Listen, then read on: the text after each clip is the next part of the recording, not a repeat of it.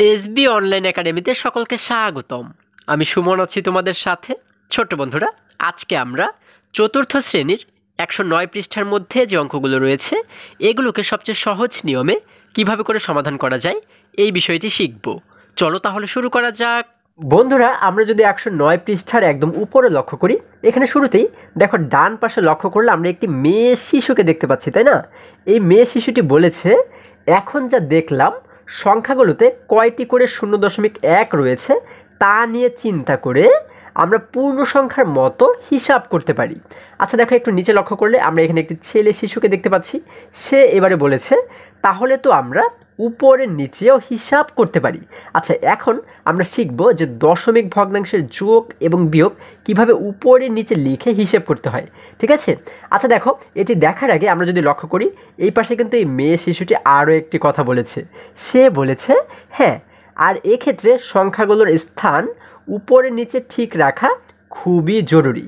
অর্থাৎ যখন আমরা ভগ্নাংশের যোগ এবং বিয়োগ আমরা উপরে নিচে লিখে করব, তখন কিন্তু অবশ্যই এই সংখ্যাগুলোর স্থান উপরে নিচে ঠিক রাখা খুব জরুরি, তাই না? অর্থাৎ এই সংখ্যাগুলো কোথায় আমরা কিভাবে করে বসাবো এই বিষয়টি কিন্তু বোঝাটা আমাদের জন্য খুবই গুরুত্বপূর্ণ। হ্যাঁ, আচ্ছা দেখো, আমরা সবসময় মনে রাখবো দশমিক ভগ্নাংশের ক্ষেত্রে যেমন এখানে আমরা দেখতে পাচ্ছি উপরে রয়েছে 1.9 এবং নিচে রয়েছে 2.3, তাই না? আমরা সবসময় এই দশমিকের সাথে কিন্তু, অর্থাৎ এই দশমিকের নিচে কিন্তু এই দশমিকটাকে রাখবো। ঠিক আছে? এই দশমিকের লাইনটা কিন্তু আমাদের অবশ্যই ঠিক রাখতে হবে। ঠিক আছে? এবং তারপরে আমরা দশমিকের এই পাশের সংখ্যাগুলোকে একটির নিচে আরেকটি লিখব এবং দশমিকের আগের সংখ্যাগুলোকেও একটির নিচে আরেকটি আমরা লিখব। তবে আমাদের সবসময় মনে রাখতে হবে দশমিকের নিচেই যেন দশমিকটা থাকে। ঠিক আছে? আচ্ছা, এইভাবে সাজানোর পরে এখন আমরা কী করবো, দেখো যেহেতু এখানে একটি যোগ রয়েছে, আমরা যদি এই যোগটিকে করি, আমরা দেখতে পাচ্ছি 9 এবং নিচে রয়েছে 3। 9 এবং 3কে যোগ করলে হয়ে যায় 12, তাই না? আমরা পাচ্ছি হচ্ছে দেখো 12। এখন এই 12-র শেষে যে 2 রয়েছে, এই 2কে আমরা এইখানে লিখে দিলাম, তাই না? হাতে কিন্তু রয়ে গেল আমাদের এবারে 1, তাই না? এবারে আমরা কি করব, দেখো আমরা এইখানে উপরে দেখতে পাচ্ছি 1 এবং এইখানে দেখতে পাচ্ছি 2, তাহলে 1 এবং 2কে যোগ করলে হয়ে যায় 3। 3-এর সঙ্গে হাতে যে 1 ছিল এটিকে যোগ করলে কত হয়ে যায়? আমরা জানি 3 এবং 1 মিলে হয়ে যায় কিন্তু 4, তাই না? দেখো আমরা এইখানে লিখে দিলাম 4। এবারে আমরা কি করব, দশমিকটাকে বসাবো। আমাদের সবসময় মনে রাখতে হবে, এটি কিন্তু খুবই গুরুত্বপূর্ণ, আমাদের দশমিকটাকে সবসময় এই সোজাই বসাতে হবে। আমরা সবসময় সংখ্যার নিচে সংখ্যা লিখবো। হ্যাঁ, এই দেখো এই দুটি সংখ্যার নিচে কিন্তু আমরা উত্তরটাকে লিখেছি, আবার এই দুটি সংখ্যার নিচে কিন্তু আমরা এই উত্তরটাকে লিখেছি। এবং তারপর আমরা যে কাজটি করব, এই দশমিকের সোজা এইখানে আমরা নিচেও কিন্তু একটি দশমিক দিয়ে দেব। ঠিক আছে? তাহলে হয়ে গেল 4.2। ঠিক আছে? আচ্ছা, একই রকমভাবে যদি আমরা এই বিয়োগ অঙ্কটি লক্ষ্য করি, দেখো এখানে বলা হয়েছে 2.4 বিয়োগ 0.6। এখন যদি আমরা বিয়োগ করি, আমরা কিন্তু সাধারণ বিয়োগ যেভাবে করি ঠিক একই রকম নিয়মেই আমরা এই বিয়োগটিকেও করব। দেখো এখানে কিন্তু আমরা দশমিকের নিচেই দশমিক দিয়েছি, তাই না? আচ্ছা, এবারে যদি আমরা লক্ষ্য করি, উপরে রয়েছে এখানে 4, নিচে রয়েছে 6। আমরা কি 4 থেকে 6কে বিয়োগ করতে পারবো? পারবো না কিন্তু। কারণ হলো আমরা জানি উপরের সংখ্যা যদি ছোট হয় তাহলে কিন্তু কখনোই এই নিচের সংখ্যাটাকে বিয়োগ করা যায় না।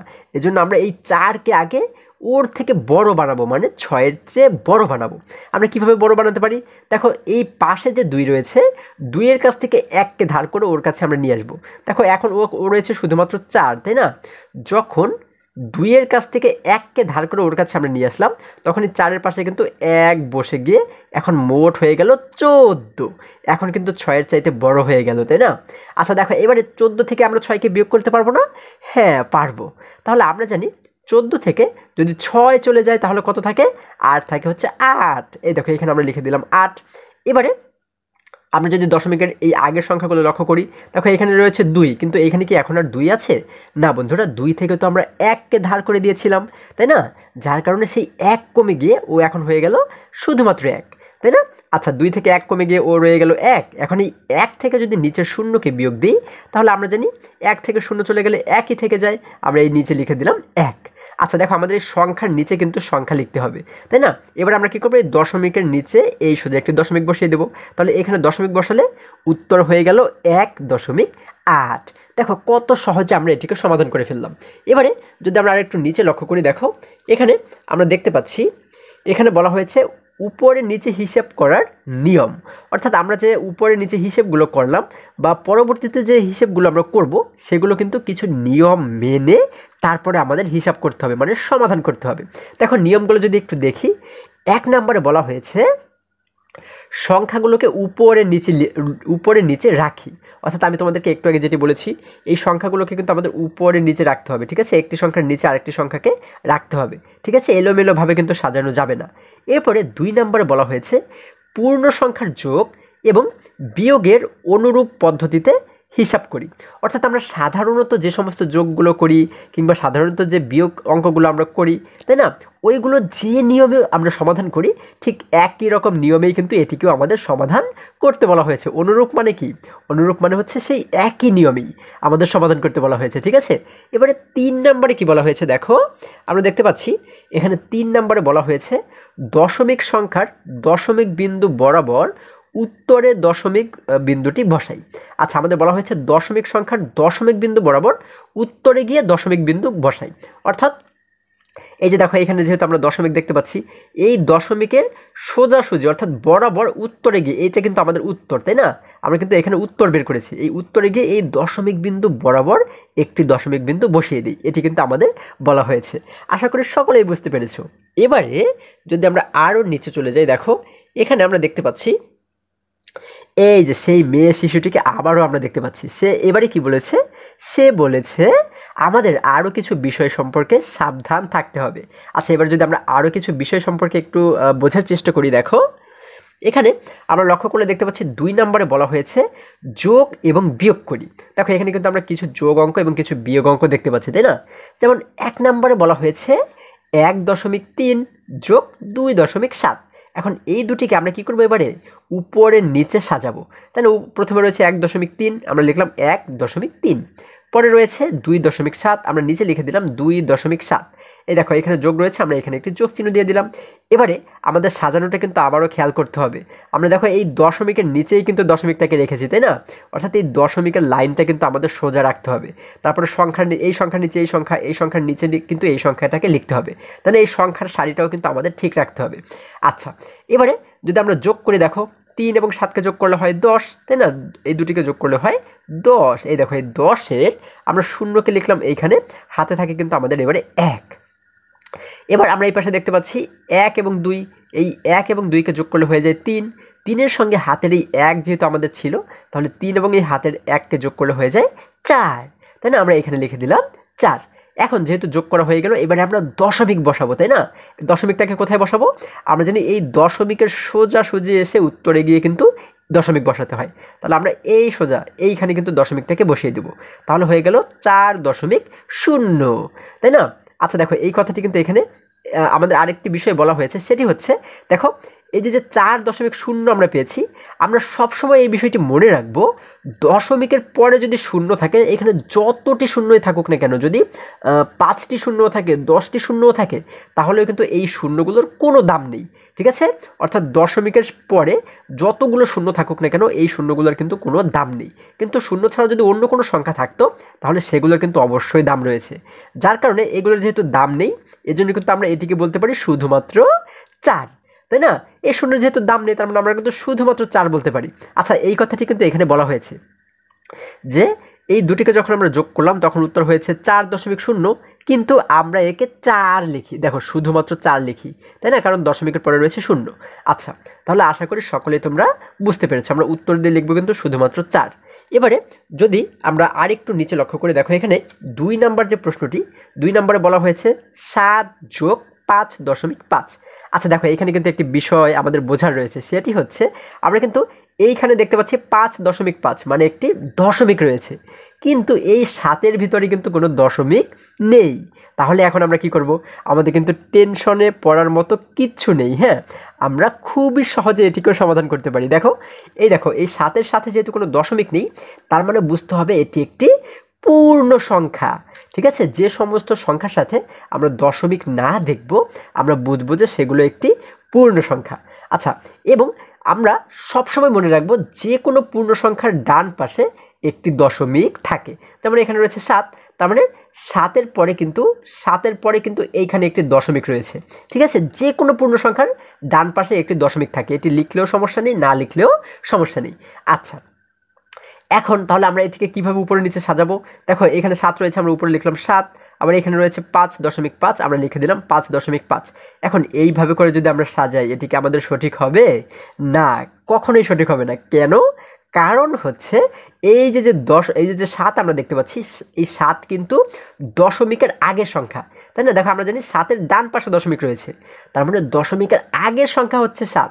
কিন্তু আমরা এইখানে কিন্তু দেখো এই যে দশমিকের পরে 5 রয়েছে, ওর সোজাসুজি কিন্তু এই 7কে রেখেছি, তাই না? যার কারণে কিন্তু আমাদের এইটিকে সাজানো হয়নি। দেখো এই পাশে কিন্তু আমাদের একটি কাটা চিহ্ন দেওয়া রয়েছে, তাই না? আমরা সবসময় দশমিকের আগের সংখ্যাগুলোকে একসঙ্গে উপরে নিচে সাজাবো এবং দশমিকের পরের সংখ্যাগুলোকে কিন্তু আমরা উপরে নিচে সাজাবো।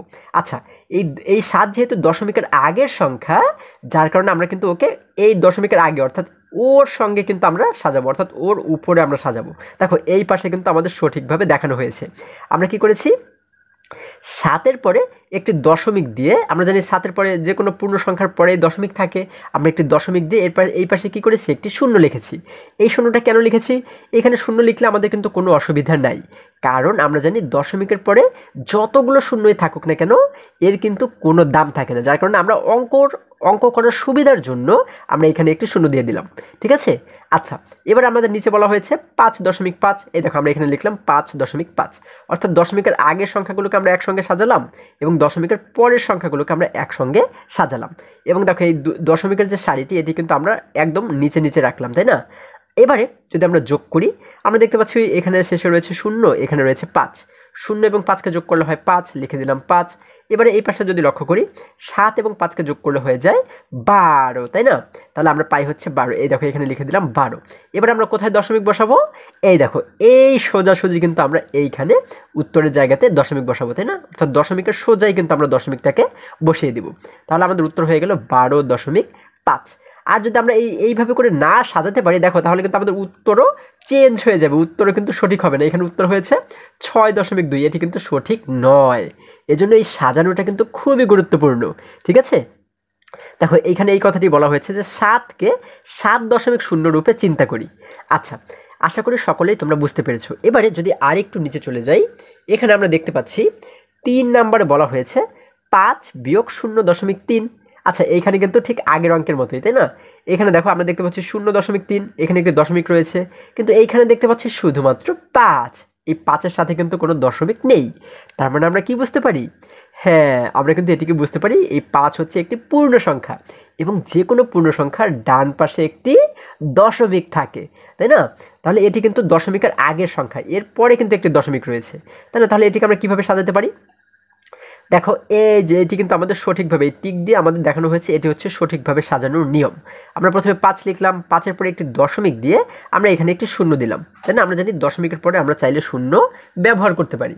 আচ্ছা, আমরা 5-এর পরে দশমিক দিয়ে দিলাম 0 এবং এই পাশে বলা হয়েছে 0.3, আমরা এই নিচে লিখে দিলাম 0.3।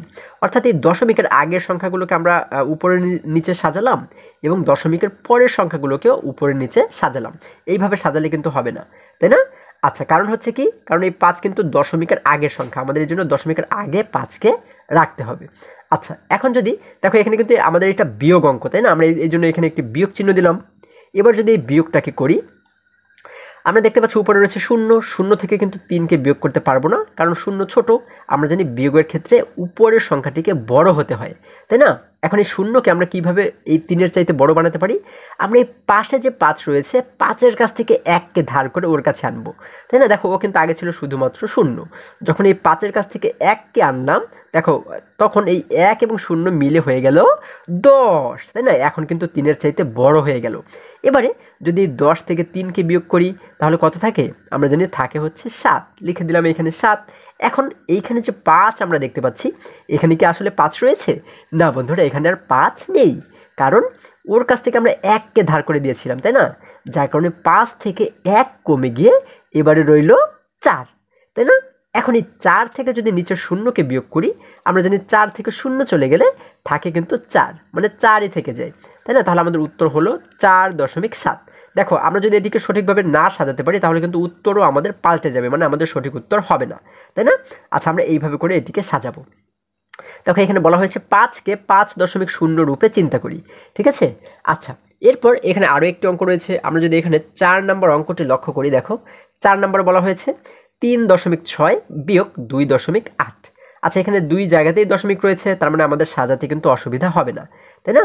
আমরা কি করলাম, দেখো প্রথমে লিখলাম 3.6, তারপরে আমরা একটি বিয়োগ চিহ্ন দিয়ে পরে লিখে দিলাম 2.8।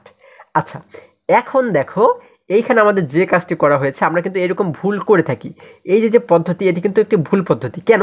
দেখো আমরা যে কাজটি করেছি, এই যে উপরে রয়েছে 6 থেকে কি আমরা 8কে বিয়োগ করতে পারবো? পারবো না। এই জন্য আমরা কী করবো, এই 6কে আগে বড় বানাবো, তাই না? আমরা কিভাবে বড় বানাতে পারি? দেখো 3-এর কাছ থেকে যদি 1কে ওর কাছে নিয়ে আসি, ও আগে ছিল শুধুমাত্র 6, তাই না? 3 যখন ওর কাছে 1 দিয়ে দিল, তখন 1 এবং 6 মিলে হয়ে গেল 16। এই 16 থেকে যদি 8কে বিয়োগ করি থাকে হচ্ছে আমাদের 8, তাই না? আচ্ছা, আমরা এখানে লিখে দিলাম 8। এবার আমরা দেখতে পাচ্ছি এখানে রয়েছে 3, কিন্তু এখানে কি আর 3 রয়েছে? না বন্ধুরা, 3 নেই, কারণ 3 থেকে যেহেতু 1কে আমরা ধার করে দিয়েছিলাম ওর কাছে, তাই না? যার কারণে 3 থেকে 1 কমে গিয়ে ও এখন হয়ে গেল 2। এবারে এই 2 থেকে যদি 2কে আমরা বিয়োগ করি, 2 থেকে 2 চলে গেলে আর কিছুই থাকে না, মানে 0, তাই না? আমরা তো জানি যে একদম সংখ্যার শুরুতে 0 কখনো লিখতে হয় না, তাই না? আমরা কিন্তু নর্মালি যখন কোনো বিয়োগ অঙ্ক করি তখন কিন্তু আমরা জানি যে শুরুতে 0 থাকলে সেটিকে লিখতে হয় না। এখন আমরা এটি মনে করে যদি এখানে 0 না লিখি তাহলে কিন্তু আমাদের এই অঙ্কটা হবে না, ঠিক আছে? কেন হবে না? কারণ হচ্ছে এইখানে কিন্তু দেখো আমরা পাচ্ছি হচ্ছে 8, তাই না? এইখানে ছিল হচ্ছে কত, 3.6 এবং 2.8, অর্থাৎ এই 3.6 থেকে যদি আমরা 2.8কেই বিয়োগ করে দিই, দেখো 3 থেকে যদি 2কেই আমরা বিয়োগ করে দিই তাহলে কি কখনো 8 হতে পারে? হতে পারে না কিন্তু, তাই না? কারণ দেখো এদের চাইতে কিন্তু 8 অনেক বড়। বিয়োগ করলে কি কখনো বড় হয়? না বন্ধুরা, বিয়োগ করলে ছোট হয়। কিন্তু 8 আমরা পেয়েছি, তার মানে কিন্তু এটি অনেক বড়। যার কারণে আমরা কি করতে পারি, দেখো এই 8 কিন্তু দশমিকের পরের সংখ্যা। হ্যাঁ, এটি কিন্তু পূর্ণ সংখ্যা না। যদি আমরা এখানে এইভাবে করে রেখে দিই তাহলে এই 8 দ্বারা কিন্তু একটি পূর্ণ সংখ্যা বোঝায়, কিন্তু প্রকৃতপক্ষে এই 8 কিন্তু দশমিকের পরের সংখ্যা, তাই না? কারণ এই দশমিকের পরের হিসেবটি করে আমরা 8 পেয়েছি, তাই না? যখন আমরা দশমিকের অঙ্কের ক্ষেত্রে এই দশমিকের পরে যখন আমরা একটি মাত্র সংখ্যা পাবো তখন কিন্তু এটিকে এইভাবে করে রাখা যাবে না। এখন আমরা কি করব, দশমিকটাকে বসাবো। আমরা দশমিকটাকে কোথায় বসাবো?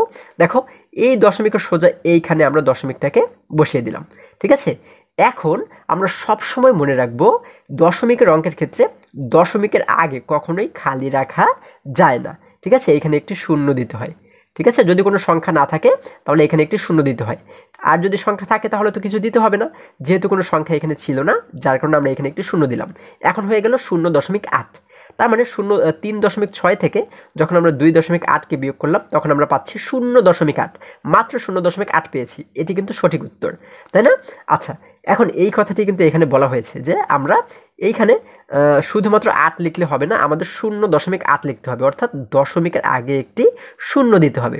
এই দেখো এখানে বলা হয়েছে দশমিক এবং এককের ঘরে শূন্য বসানোর কথা আমাদের মনে রাখতে হবে, ঠিক আছে?